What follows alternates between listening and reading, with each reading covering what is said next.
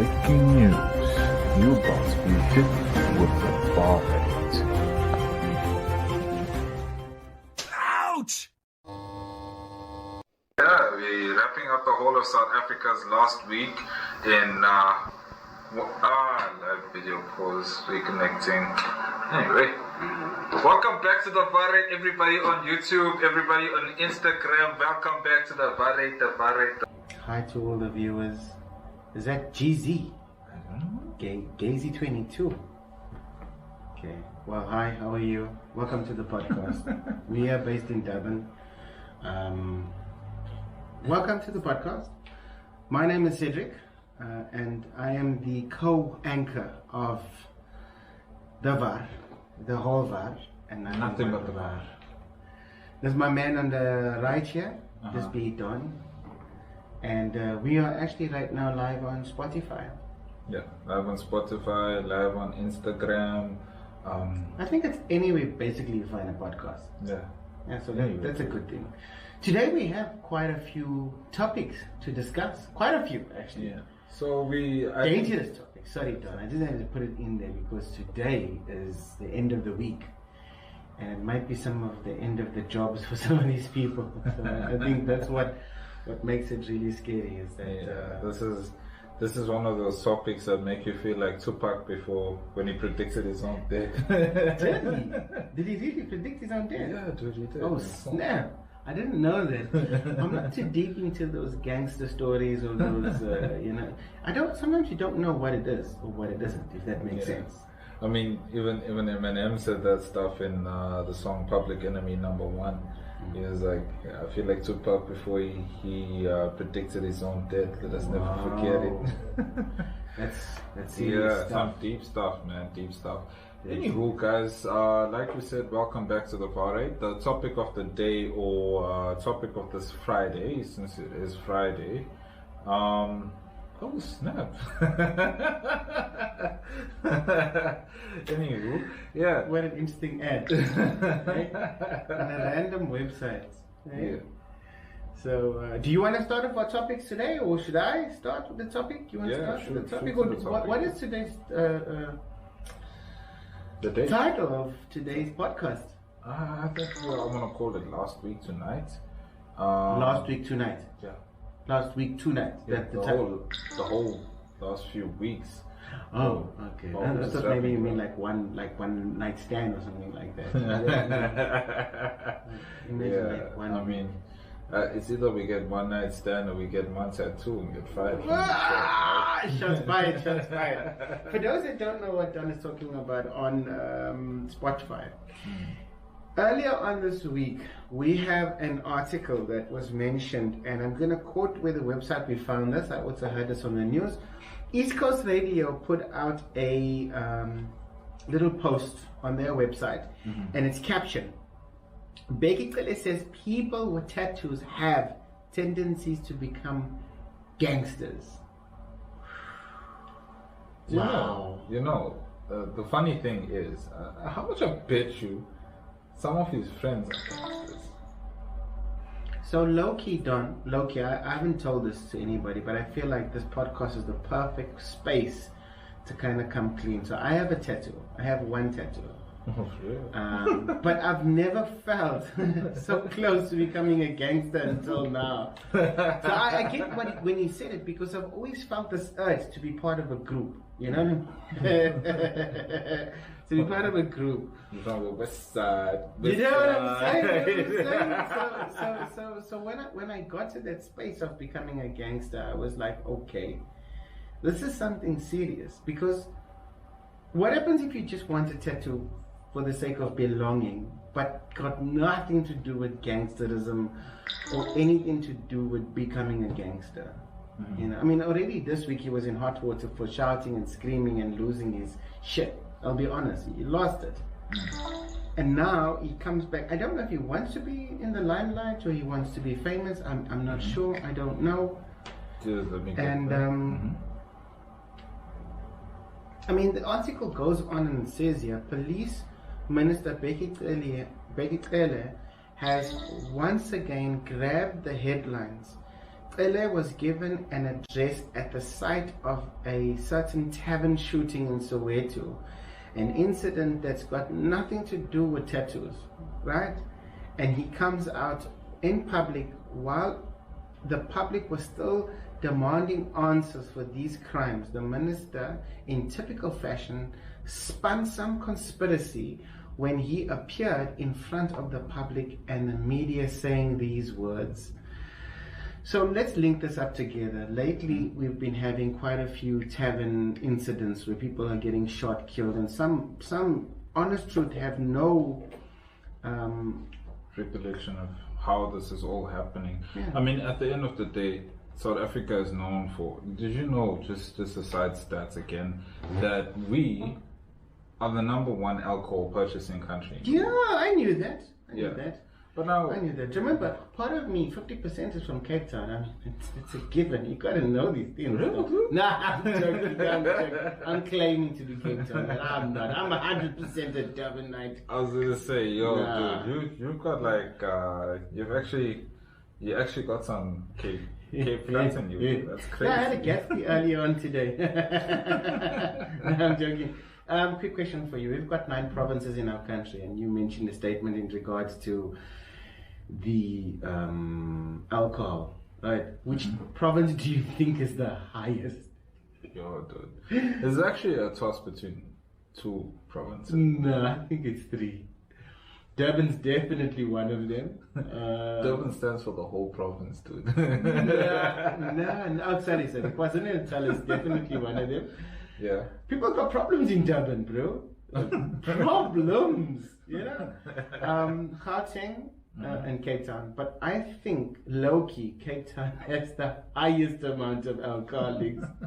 I mean, remember, it's the capital of the world where wine comes from. I think so. I don't know. You can correct me if I'm wrong.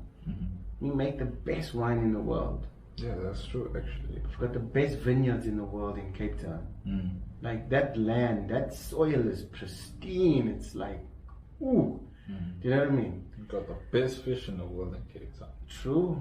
Most I actually went naughty to a in place. the world in Cape Town. Don't you're gonna get a shot. I'm joking. You're gonna get a shot in the podcast. There's a statement when usually people make statements like that. Sometimes the views of one anchor has got nothing to do with another anchor and remains the views of that person that said it. So I've got to put the disclaimer out there. The views on this podcast necessarily don't reflect the podcast itself, but rather the individuals that are mentioning it. Just so everybody kind of knows, I'm pointing fingers here. I'm not scared. I'm not scared. I scared of fuck all 2 years. Don's gonna get us. Like, I plead the fifth. I haven't forgot what was just mentioned right now. So Loki, which province do you think is the highest? Our province, dude. KZN, dude. People drink, bro. People. I mean, we just had the Durban July. Let me just ask you a question. On alcohol alone during the Durban July, how much do you think was spent in KZN? Well, according to an article I read and I watched, it said something about the province being injected with about 312 million rand in terms of tourists, venue, food, a whole Durban July car. It was packed. Just in the vicinity of Mhlanga and the Durban July and hotels were fully booked, and they estimated that the province made 312 million just in that weekend alone. So take 50% of that, that's a lot of alcohol. Jesus, bro. That's a lot of money, Don. And most of these venues are all selling alcohol. I mean, what are some of the hot spots in Durban? You've got Florida, you've got Mhlanga, Max's. I think it must be pumping, jumping, and it's all watered down alcohol, in my opinion. I think so. I think so. I think they find ways to stretch alcohol and get the max out of their money. But I think you're absolutely right. I think KwaZulu-Natal is the highest in terms of alcohol consumption. And I think, when it comes right back to the statement we made, I think it's very sad that Becky Cele, so last week I defended him saying, I think deep down inside he's a nice person. I've got to retract that. I think he's bipolar. Low key, I think he's struggling and he's in denial. And usually people who are in denial of bipolar are very, very critical. Mm-hmm. I mean, think of it like this, Don. There are parents mourning the death of their kids, and they want answers. Like, I could tell them an answers, like, your kid shouldn't be there, but then I would be the guy in the room that everybody wants to kick. It's not the time to say that. And you come out with the tendency that people who have tattoos. So, like I told you, low-key, I have one tattoo, and I don't feel in any way. Is that a tramp stamp? Yeah, what's that? Is that a tramp stamp? No, it's right here. It's on this finger here, actually. Sorry, I got it when I was washing the car. It's proper. Wow. And I call it my upside down Nike tick. So it's my initiation to Nike. So Jordan made the Jordan shoes, and I signed with Nike when I got this. I was washing the car one day and I got cut, and the grease inside from the exhaust went inside, and I held the blood out, and when I washed, not all of it came out, so it just healed like that. Oh, that's such a cool story. I know. It's amazing. But look, ever since I got this tattoo, yeah, I never ever felt drawn to becoming a gangster or belong to a gang. But funny enough, I say that this story goes further, and he says that in the article that the policy of the police force is that you are not allowed to have tattoos. Don, I know 3 friends that are in the police force that have tattoos. I know. What's going to happen now? You start firing these people. I know so many people, dude, in the force that have tattoos myself. Wow. So many, dude. The saddest part is that tattoos have evolved from the 1960s, 70s, 80s. It was always associated with gangsters. This man is living in the past. True. When Ian told him last week he is detached, he's literally detached. There are people today that have tattoos because of a bond, because of a brotherhood, because it means something. You and I go on an adventure somewhere, we do something spectacular, you want to remember it, let's get a tattoo. We go to New York one day, we put NY on our hands. It's going to remind me of the time I went to New York. Does it mean I belong to a gang now? What does NY stand for? Naughty youngsters? I don't know. No. Tattoos have evolved in such a way that they say so much about you, about me, about everything that we do. Yeah. And I think that's so important for us to understand, because there's so many people that are affected about what people say and determine how we live, when they should be breathing positivity. They should be giving us a reason to be better. Outside of that, I personally feel like tattoos are such a thing when it comes to mourning. I am in the process of actually getting a tattoo right now, because 2 years ago on the 18th of this month, I lost my dad, and the idea of me getting a tattoo of him on my back is because I feel like wherever he is right now, he's got my back, because my dad is one person that always, no matter what the situation was a person that always supported me, and he's my role model when it comes to being a father, a good father, and being a good person in life, So that's somebody that I knew always had my back, and I want him to have my back even when he's gone. So hence why I want to put a picture of him on my back. So you saying if I had something like that, and I decided I want to protect South Africa, which Biggie Cele would say, oh no, Don's a gangster, bruh. I'm from the west side. And I'm going to start killing people now all of a sudden. It don't work like that, bruh. People are really stuck in the past. I think he's mentally immature. I don't think he's mature enough to have conversations with our generation, if that makes sense. And I agree with you, Don. If you want to put a tattoo of your dad to remember him by, that's something you want. It's symbolism for you. I don't see you becoming a gangster tomorrow. Do you know what I'm saying? Because I know your character. That makes sense. Yeah. So I think it's like this. If you say that a tattoo makes you have tendency to become a gangster. Does that mean that for women or men that are bisexual or they are transgender or vice versa, whatever's your fancy, does that mean they don't belong in society? Because that's how I read it. It's like, if you're a man, you should only be with a woman. If you're a woman, you should only be with a man, and you can't be with another woman. You can't have both. You can't. And yet, from the beginning of time, people have been deciding for themselves. They never needed his opinion to decide whether they. Jesus, no, that's a deep topic, bro. That's a serious topic. That's something to think about.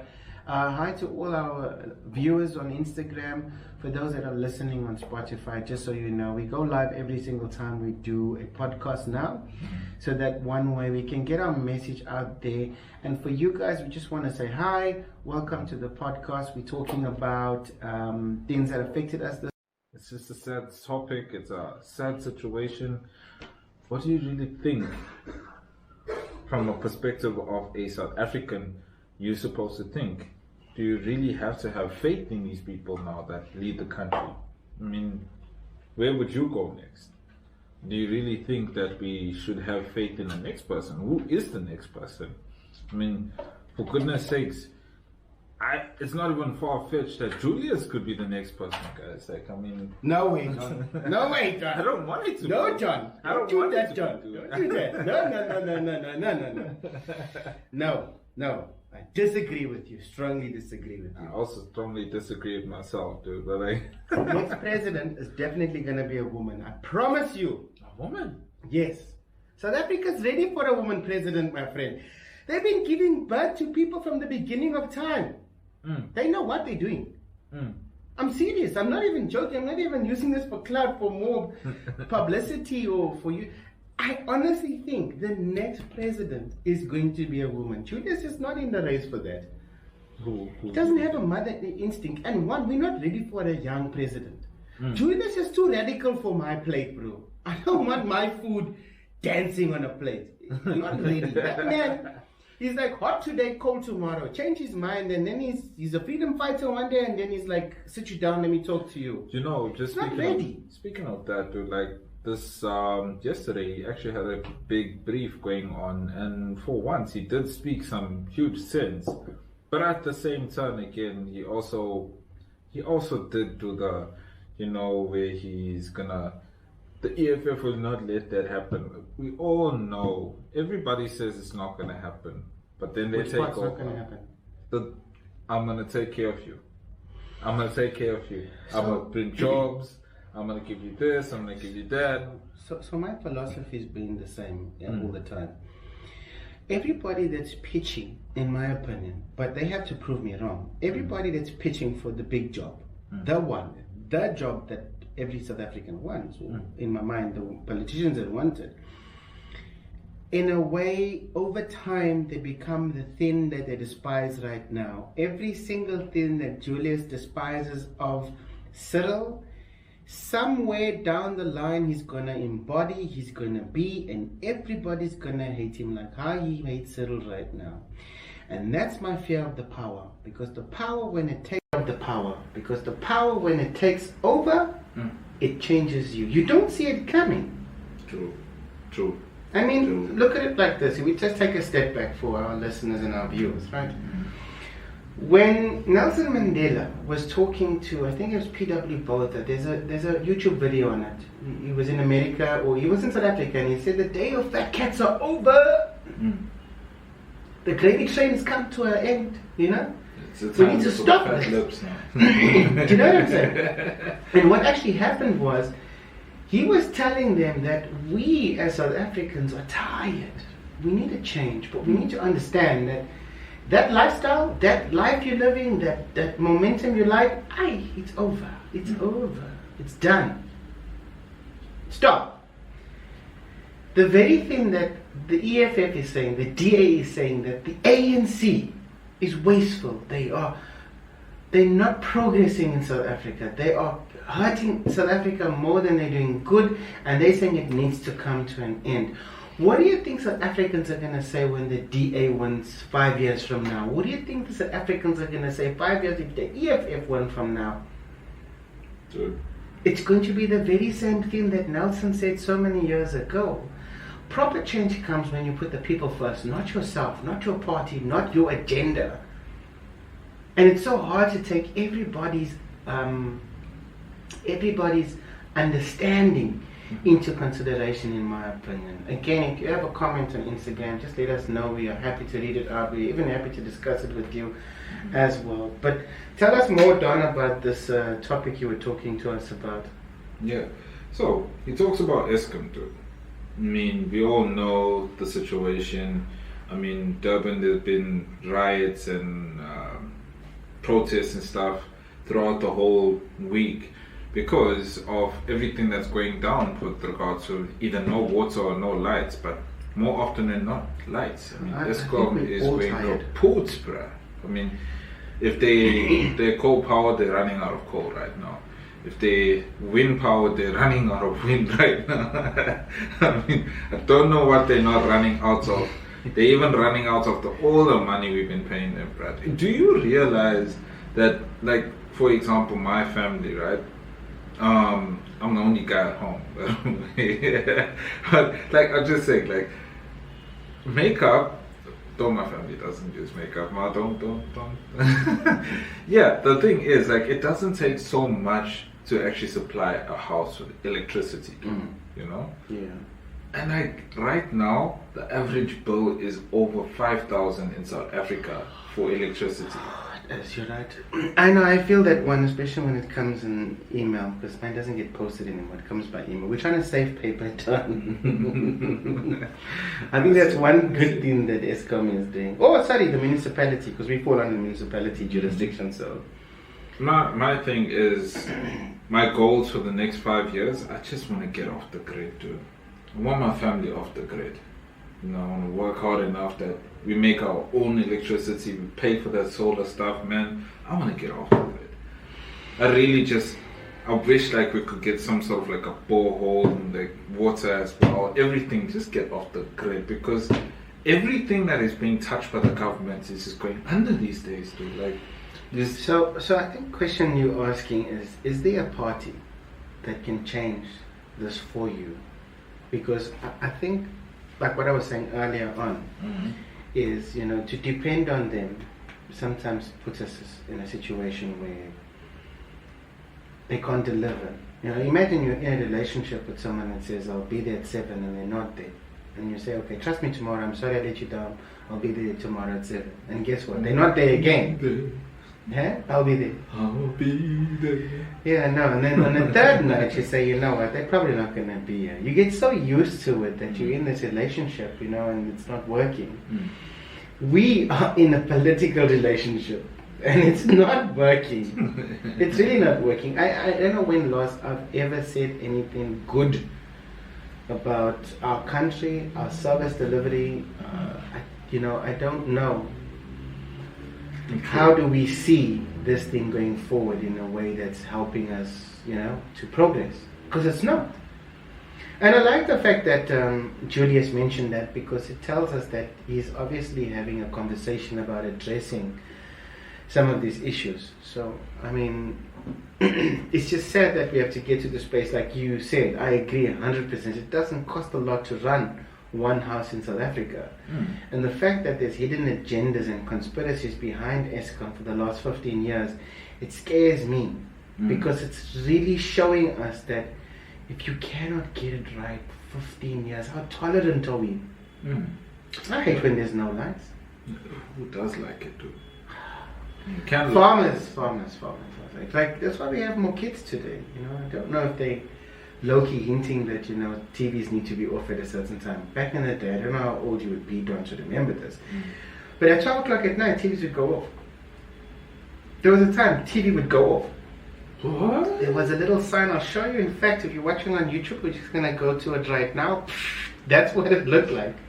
And at the same time, it would come back on 5 o'clock the next morning. I promise you. Like how the garages back in the day would close for the whole entire weekend. No petrol.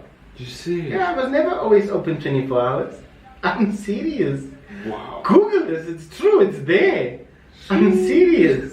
So I lived in that era. When I was young, sound like I'm old, we were still using half a cent, my friend. Half a cent. You could get a nigger ball, maybe a packet of knickknacks. I'm pushing it for knickknacks, but you get a nigger ball. What's the nigger ball? Please don't tell me you don't know it's a nigger ball. Are you serious? I said It was this black sweet, and when you kept on sucking it in your mouth, obviously, it would change different colors, like a jawbreaker, but it was called a nigger ball. It was black and sweet, and it would change in between different colors. It sounds racist, you're right, absolutely true, but that was the name. It was called a nigger ball. Like how you get funny faces, you'd get a nigger ball. And those were the sweets. Like we had brownies as well back in the day, and we had the glass Coca-Cola. Like it wasn't 300 ml. It was just a little bit short of 300 ml. It was very popular back in the day, and you'd open with the bottle cap. You know, it was American vibe. We had that came in a case. I think I remember that. The 350. A little bit smaller than 350. Oh. It was enough just for one, like a good dustbuster. You know what I mean? My favorite was Sprite because it had a little bit more acid inside. And Fanta Orange. Those were the ones to have. And then Kui also came in with something very similar back in the day. In a glass bottle. Kui is old, bro. Kui is old. It was the alternative to cheaper cool drink back in the day. So yeah. I don't know if Julius knows. Julius, if you're watching, just let us know in the comments below if you remember half a cent. We had big 1 rand coins back in the day, 1 rand, 50 cents, things like that. So it really, really changed. I mean, today, you need 10 rand to buy a packet of chips. But you know what I want, Cedric? Transformation, you want change, you want to go to South Africa. Outside of that, I want 20 cents to be worth something again, bro. I used to be able to buy bubblegum with 20 cents. Make a trend on Twitter. Make a trend on Twitter. Make 20 cents something. I remember as a kid when I got to high school, you could get, for 1 rand, you could get 5 halls. You don't know if you remember halls? You get the red one and the black one and the blue one. Yeah. So as kids, we used to go to school and we used to take like with 1 rand, so your mouth would smell fresh when you meet the girls. You know what I mean? So with 1 rand you could get, and then we still had 10 cent sweets. So you could get 5 halls for 1 rand, but you could get 10 sweets for 1 rand. So I mean, life has really changed a lot. Yeah. And it's changed to be so expensive that all those little things don't matter anymore. Do you know what I'm saying? That's true. Can you imagine paying 1 rand for a chappy? Like a normal chappy's bubble gum. I don't know if you did, please let us know on YouTube in the comments, or let us know on Instagram. Would actually open the chappy's bubble gum and read the stories inside. I don't know if you've ever done that. They're actually fascinating. Low-key fascinating. It's like, had all the Guinness Book of World Records. Yeah, absolutely. I just took out the words out of my mouth. But I don't know, Julius, again, if you know anything about it, let us know. I know you know about ESCOM and stuff like that. We're just looking for some help here. We're looking for a brighter, no pun intended, we're looking for a brighter tomorrow for our kids and their kids. And hopefully for their kids. Because that's what it boils down to. Because what are we doing this for? What are we building for right now? We want generational wealth. We do legacy, a good one. I mean, how do we leave a legacy as this generation if there is no country left for the next generation to? It makes me sad when I see younger and younger South Africans leaving our country and going to other countries to look for this is starting opportunity. No offense to anybody who does not come from this country. This is starting to feel like Rhodesia. You know? Yeah. That's racist. You can't say that.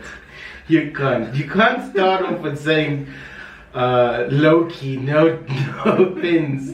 And if you do that, get the name right. Call it what it is. It's Zimbabwe. Don't do that.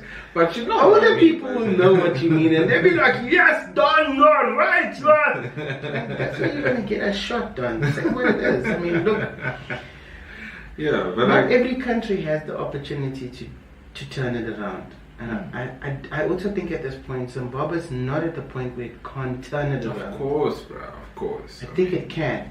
Did you know that in 1950, 1940, somewhere there, South Africa's rand was the most, like the highest in the world in terms of value. Wow.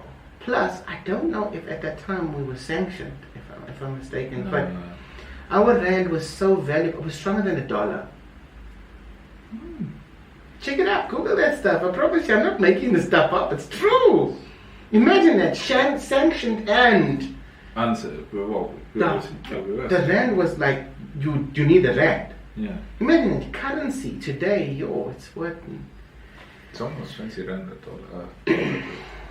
I don't know currencies to say whether it's good or bad, but I think it all boils down to what do we do? What can we do as South Africans to secure our future? What more can we do to ensure that younger and younger people that have opportunity to do something with their life stay in our country? Well, I can tell you what some people decided to do today. There's apparently a big march to Lutulias. Yeah, no jokes. No, that's actually true. That's actually true. But I don't know if it actually did happen, but there's been some posts and stuff going around. In fact, even on Twitter, if you have a good look right now, it's actually trending number 1 on Twitter. What? Yeah, legit, bro. Like, So what is this article? Tell us about this. What is this article actually all about? Yeah, basically they are saying over here that thousands of people in the ANC are actually embarking to go to the Lutuli house, like I did say earlier, and we're about to lose our third president. So technically this is past tense then, because technically this march would have or should have happened already. So up until this point we don't know on the news whether it's happened or not. But you know this name I was mentioning to you earlier on, if you can just give us this full Umkhonto Sizwe Military Veteran Association. National spokesman Cyril I don't even know how you say his surname. Said Carl that Niehays. the ANC marching against the ANC. So look at that. I don't know if this is low-key. No, I mean no disrespect. Shots fired. Shots fired. I think a lot of people are talking about it like this. Think of it like this. Have you ever seen a snake eat itself? Like No. it starts at the tail and just starting to swallow itself. Have you ever seen that? Actually, but just once only. I've seen it on a YouTube video and it looks so strange. It looks so strange because the snake itself doesn't know that it's eating itself until it realizes, okay, whoa, I can feel this. And then it backs out and it kind of like regurgitates the whole tail and the body and lets go. Now, I'm not saying that this is what it is, but it's not the ANC marching against the ANC. People are hurtful. They are tired of empty promises and they are tired.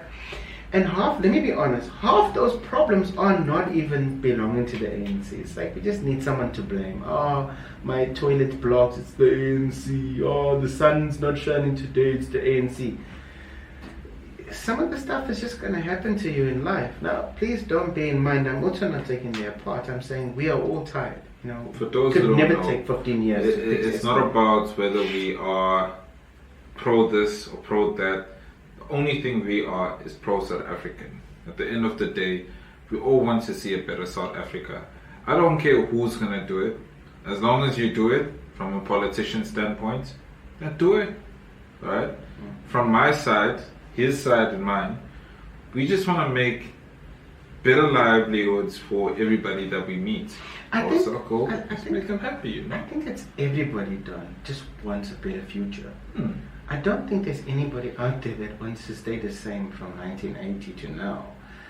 I think there's an element of a good amount of progress, so that the Yeah, family. but then some people just want to live in 1994.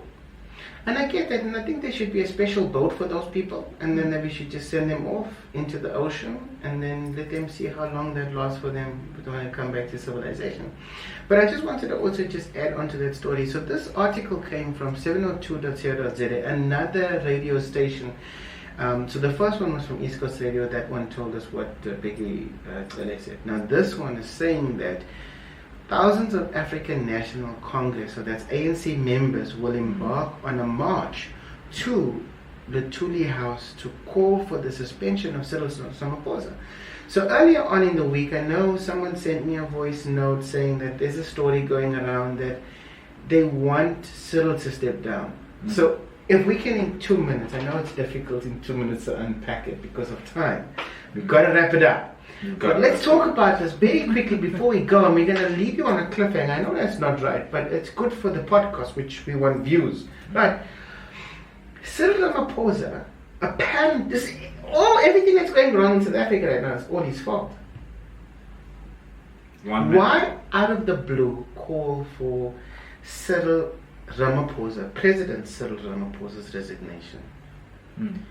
The members will deliver a list of 20 demands. Imagine that. Imagine the whole country just has 20 problems. Just joking. No pun intended.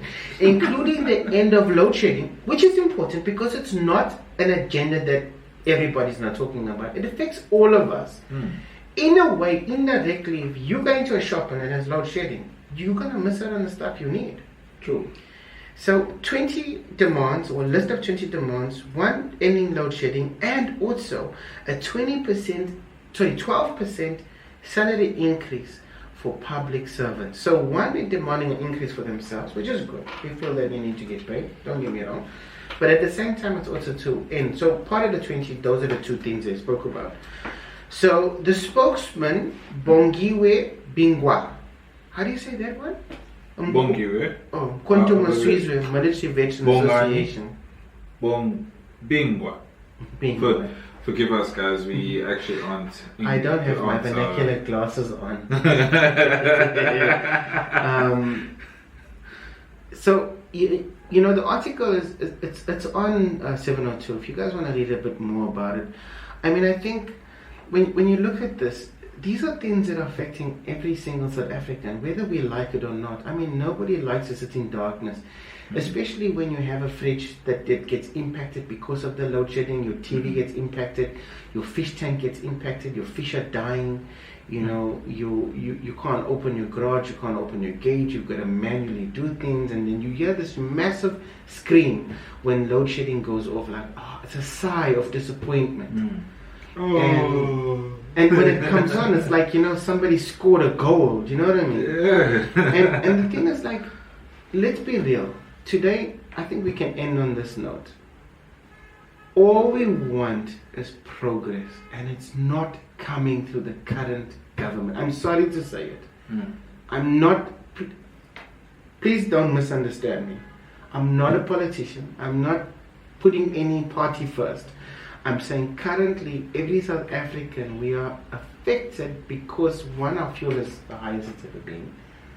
True. Cost of living is the I paid 18 rand for a loaf of bread. Now, some people might be like, we're paying 20 rand already. Like, what? I went to the garage the other day. I even took a photo. I forgot to show 3 liters. 21 rand a loaf of Albany. Okay, now that's when you know borderline, we are close to suicide. Because I mean, even the cost of that alone, like if you got 100 rand, it's worth nothing today. I could take my wife back in the courting days. I could spend 100 rand on both of us. That's cool drink, meal, maybe even squeezing a dessert there.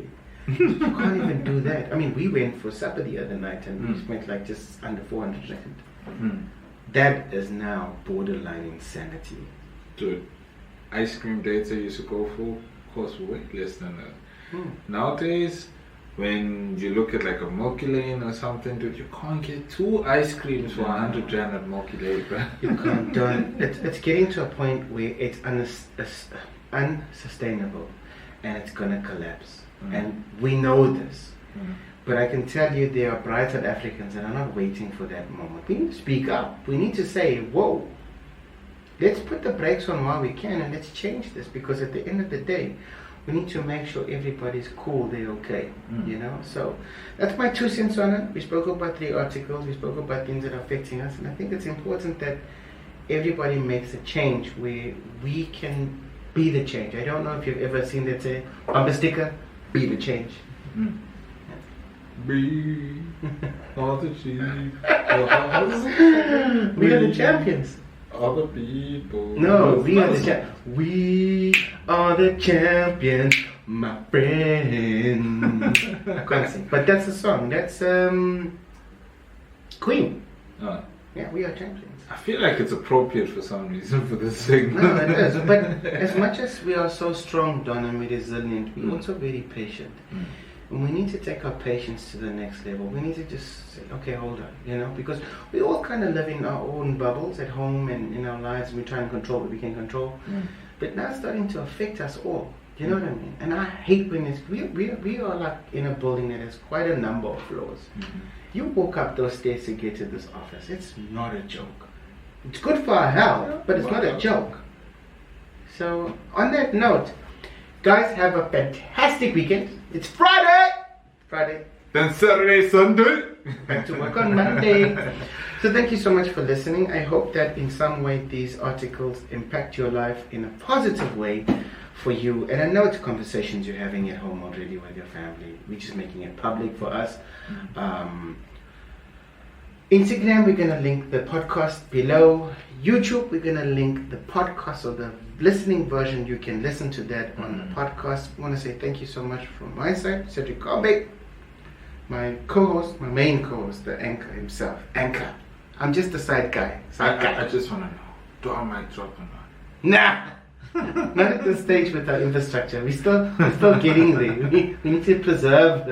If you want a broken mic, next week I'll bring you one. You better subscribe. You better follow. You better do whatever it takes to get us to the place where I can. I need to drop the mic, guys. You see, I just told Don earlier on, the very thing that the people are fighting against, you're demanding subscriptions. I am against them, Baba. You don't have tattoos, I have tattoos. I should be threatening, subscribe now. Oh, I'll be back. No, I don't know. I think just thank you for watching. If you want to subscribe and something urges you, it's free. You don't pay no subscription, which is good. Some people don't know that. It's free. Just click the button, subscribe, follow. Commenting is free as well. It lets us know how much you like the podcast. And it also helps us to improve on the podcast. So if you can hear us, let us know. If you like what you see, give us a follow. T-shirts coming soon. I don't know if you guys can see. These are just blank ones for now. It's going to have all our 8-ball. I know some people love 8 balls. You love 8 balls? Of course. Good, because the 8 ball is the main ball on the table. Yeah, I need to get 4 times the balls that I have right now. This is the VAR. The whole VAR. Nothing but the VAR. I'll see you guys next week. Thank you so much for listening. Peace out. Hey Instagram, thank you so much for listening. Thank you so much for watching. I hope that was entertaining for you. It was nice to see you guys listening and watching with us. We really appreciate that. Again, in the comments below, if you want to let us know anything, please follow us. So much more to come. And yeah, thank you. Peace.